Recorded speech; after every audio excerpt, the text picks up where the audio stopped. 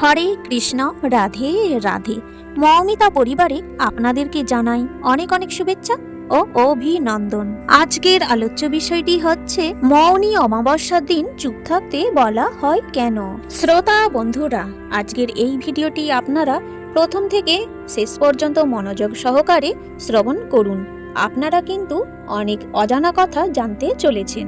ভিডিওটির মূল পর্বে যাওয়ার আগে আমার সকল শ্রোতা বন্ধুদের কাছে একটাই অনুরোধ, মৌমিতা পরিবার রাধা মাধব এই চ্যানেলটিকে আপনারা সাবস্ক্রাইব করে পাশে থাকা বেল আইকনটি অন করে রাখুন, যাতে এই চ্যানেলের সকল ভিডিওর নোটিফিকেশন আপনারা কিন্তু খুব সহজেই পেয়ে যাবেন। তাহলে চলুন বন্ধুরা, এইবারে জেনে নেওয়া যাক ভিডিওর বিষয়বস্তু সম্পর্কে। আমাদের সনাতন ধর্মে এমন একটি দিন আছে যেদিন মন্ত্র নয়, শব্দ নয়, বরং আপনার নীরবতায় বা চুপ থাকাই হলো সবথেকে বড় পূজা। হ্যাঁ বন্ধুরা, আজ 18ই জানুয়ারি রবিবার মৌনী অমাবস্যার কথা বলছি। শাস্ত্রে বলা হয়েছে মৌনতাই হলো সম্মতির লক্ষণ। কিন্তু আজকের এই ভিডিওতে আমরা জানবো কেন এই মৌনী অমাবস্যায় আমাদের মুনি ঋষিরা চুপ থাকার নির্দেশ দিয়েছেন। এর পেছনে কি শুধুই ধর্মীয় কারণ আছে, নাকি লুকিয়ে আছে মন ও শরীরকে রিসার্চ করার কোনো প্রাচীন বৈজ্ঞানিক টেকনিক? এবং সবচেয়ে বড় কথা হলো, আপনার জীবনের এমন কিছু ইচ্ছা যা কিছুতেই পূরণ হচ্ছে না, যা আপনার কাছে অসম্ভব বলে মনে হচ্ছে। এই একটা দিন যদি চুপ থেকে আপনি কাটাতে পারেন, তাহলে সেই অসম্ভবকেও কিভাবে সম্ভব করা যায় এই ভিডিওতে আপনাদের সামনে বিস্তারিত আলোচনা করব। বন্ধুরা, এই মৌনী অমাবস্যার মাহাত্ম্য কি? মৌনী শব্দটি এসেছে মুনি থেকে, আর মুনি শব্দটির উৎপত্তি হয়েছে মনু থেকে। এমনটা বিশ্বাস করা হয় সৃষ্টির আদি পুরুষ মুনি ঋষির জন্মদিন হলো এই তিথি। ব্রহ্মা যখন এই জগৎ সৃষ্টি করেছিলেন, তখন প্রথম পর্যায়ে সমস্ত কিছু শান্ত ও নীরব ছিল। তাই সৃষ্টির সেই আদি লগ্নকে শ্রদ্ধা জানাতেই এই দিনে মৌন থাকতে হয়। দ্বিতীয়ত, সমুদ্র মন্থনের সময় ধনন্তরী যখন অমৃত কলস নিয়ে উঠেছিলেন, তখন অমৃতের কয়েক ফোঁটাও এই পৃথিবীতে পড়েছিল। মাঘ মাসের এই অমাবস্যাতেই সেই অমৃত কুম্ভযোগে পরিণত হয়। ঋষিরা বলেন, এই বিশেষ দিনে মানুষের মনের চঞ্চলতা তুঙ্গে থাকে। চন্দ্র যেহেতু আমাদের মনের কারক গ্রহ, আর অমাবস্যায় চন্দ্র থাকে না, তাই মনকে নিয়ন্ত্রণে রাখার একমাত্র উপায় হলো এই মৌন ব্রত।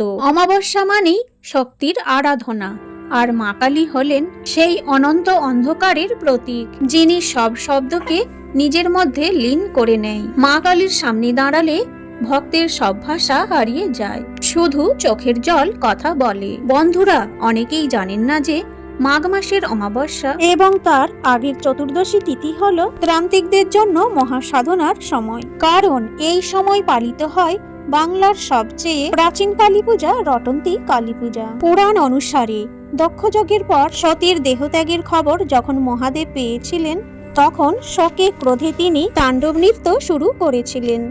আর সেই সময় দেবতাদের রক্ষা করতে মহামায়া কালী রূপে আবির্ভূত হন, আর এই খবর বিশ্ব ব্রহ্মাণ্ডে ছড়িয়ে পড়েছিল বলে দেবীর এই রূপের নাম রটন্তী কালিকা। এখন প্রশ্ন হলো, এর সঙ্গে আপনার চুপ থাকার কি সম্পর্ক?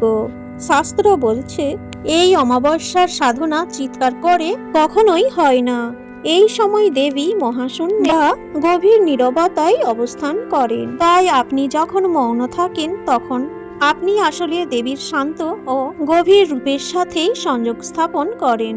বিশ্বাস করা হয় মৌনী অমাবস্যার এই তিথিতে যদি কেউ চুপ থেকে মনে মনে দেবীকে নিজের কষ্টের কথা বলে, তবে সেই ডাক মায়ের কানে সরাসরি পৌঁছয়। এই কারণেই বলা হয়েছে এই দিন মৌন থাকলে অসম্ভব সম্ভব হয়। বন্ধুরা, এতক্ষণ তো জানলাম আধ্যাত্মিক বিষয়, এর পেছনে কি কোনো বৈজ্ঞানিক ভিত্তি আছে? হ্যাঁ, আমাদের মুনি ঋষিরা অনেক ভেবে চিন্তেই এই বিধির কথা বলছেন। আধুনিক বিজ্ঞান বলছে আমরা সারাদিন কথা বলে আমাদের শরীরে প্রায় 20 থেকে 30% এনার্জি বা শক্তি ক্ষয় করি। একে বলা হয় এনার্জি লিকেজ। আপনি যখন মৌন থাকেন, আপনার বিপুল শক্তি খরচ হয় না।